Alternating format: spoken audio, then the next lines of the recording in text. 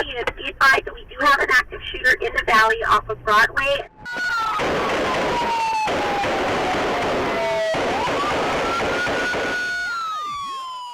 Well, it was, we never like to say routine because it's never routine, but it was a very normal start to my day. I was in the North Valley Saturday. It was October, so it was beautiful. A lot of, seasonal things were happening that morning, and it was really quiet until around 11:30 when we got the call. An offender had stolen a police car from the Albuquerque Police Department, and he was actively shooting at law enforcement with a high-powered weapon. As I started to head him off, he held an AK-47 out the window of the stolen police car and started to shoot. The fourth round went through my car door and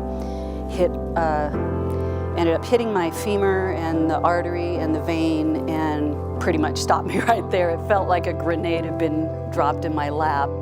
Deputy Hopkins had a very severe combination of injuries. Injury to her artery and vein that supply the blood to her leg, and she had an injury to her femur, which is highly comminuted, meaning in many fragments, which would make healing difficult. I've probably never taken care of such a combination of injuries at the same time in one person. I think from my military background and from my police training, I downplayed everything. I was like, no problem, it's merely a flesh wound, so I'll be back to work. I did that for a very long time. We started to understand that the bullet had not necessarily gone through the nerve. The energy that's absorbed from this kind of assault rifle is pretty severe.